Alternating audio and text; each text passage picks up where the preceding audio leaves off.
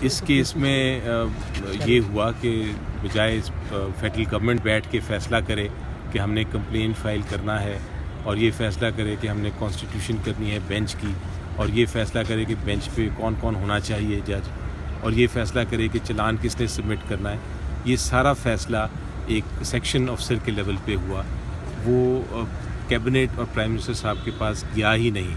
تو اگر یہ فیصلہ پرائم منسٹر اور کیبنٹ نے کیا ہی نہیں تشکیل کا کہ کانسٹیٹیوشن بینچ کی کیا ہونی چاہیے، تو اس کا مطلب ہے کہ جو کچھ بینچ کے سامنے ہوا وہ ایک طرح سے غیر قانونی تھا۔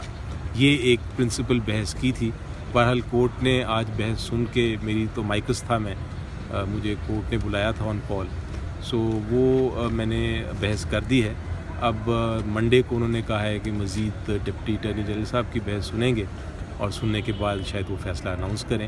لیکن سب سے اس میں بنیادی پوائنٹ یہی ہے کہ کیا جو قانون کے مطابق اس جو بینچ تھا، اسپیشل بینچ تھا، اس کی تشکیل قانون کے مطابق ہوئی یا نہیں ہوئی۔ میرا پوائنٹ آف ویو یہ تھا کہ اس کے لیے کابینہ کے پاس جانا چاہیے تھا، کابینہ کو اس کی سمری دینی چاہیے تھی، کابینہ کو اس کا فیصلہ کرنا چاہیے تھا، اور اس فیصلے کے بعد یہ کانسٹیٹیوشن ہونی تھی، تشکیل ہونی تھی اسپیشل کورٹ کی۔